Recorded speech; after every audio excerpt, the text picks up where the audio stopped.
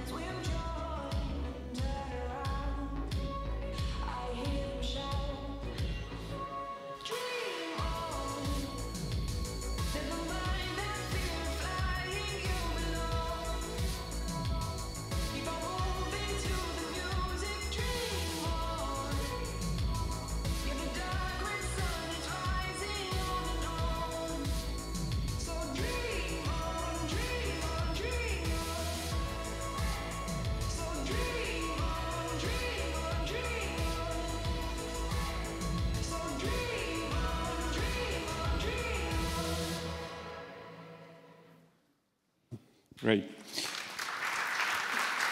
The first is a general question. How you see, because you are present in how many countries your company is settled? We are in roughly 85 countries by now. 85? 85 countries. You're going to enter in new countries or you stop there? I think we are in the most relevant 85 countries, I would say, but of course we will evaluate which other countries are there as a potential. Last year we actually launched into the Brazilian market, which is one of the biggest color cosmetic markets. Super success so far, still on a small level, but the growth potential ahead of us. And talking to Carolina, actually we are preparing the launch on Tmall Global as we speak now, going live very soon. So we enter in a cross-border shipment into the Chinese market or talking to the Chinese consumer. Great. And how you feel this market, the beauty market, how is going at the international level, this market? We saw it's growing, but what's the main trends? We also see it's growing, and I think that's, of course, super news. We see a lot of changes happening in the market. And the one thing is the speed of the market. So some years ago, you look at trends coming up from Korea, then they moved to the US, then to the UK, then to continental Europe. And you had enough time to prepare your novelties. But nowadays, this travel takes months, weeks, days, hours. Really? Yeah, because of the digital world being so connected. There's a trend coming up. Influencers see it, talk about it. And so you don't have a time anymore, and you need to speed up your company. We have been very fast in bringing innovation in the past, and we need to speed up even further. But you said hours. We get days. How you can react to these trends? Well, days is, of course, a challenge, but of course you need to identify, is it a short-term trend or is it really relevant? Will it stay?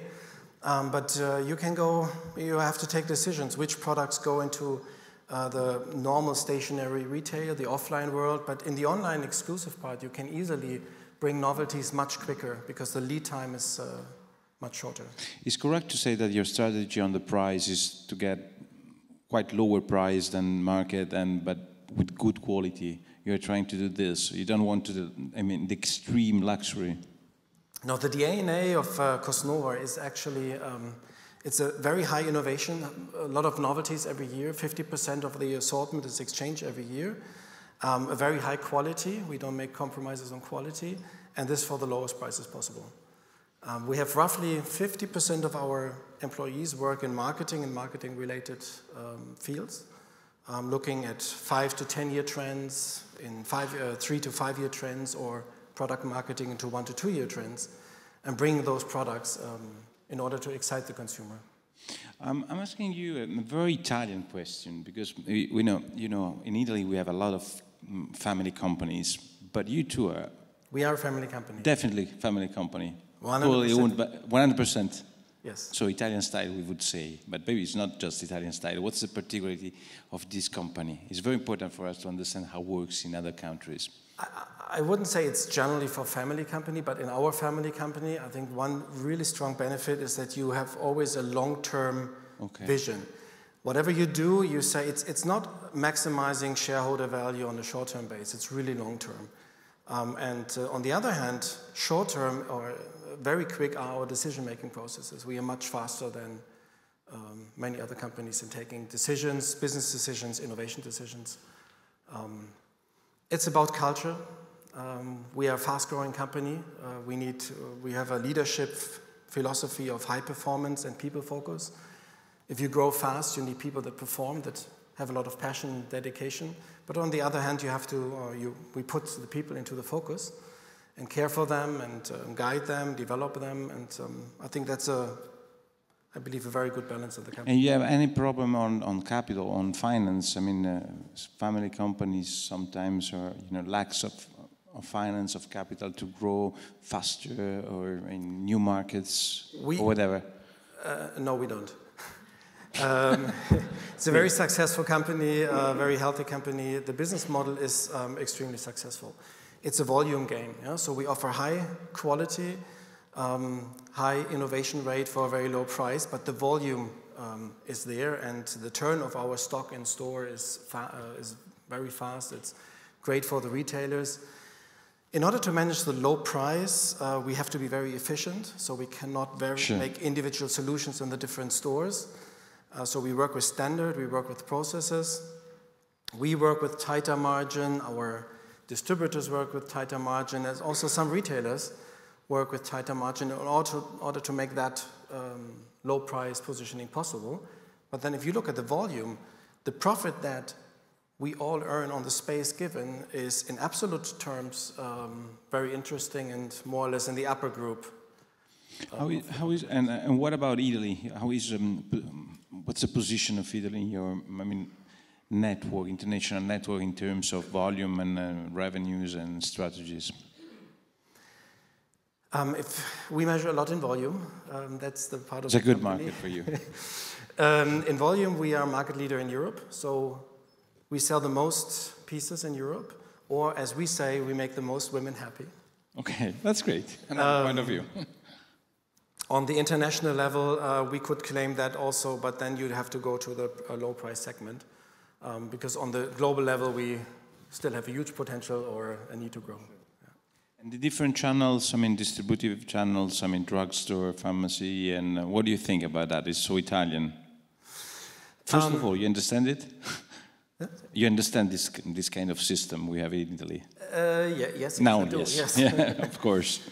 No, I've been involved with the Italian market very intensely in the past, so I'm very aware of the market and the potential of the market. It's very strategic for us, the Italian market. That's why also we have an own subsidiary nowadays in Milano, and a team focusing really on the market potential.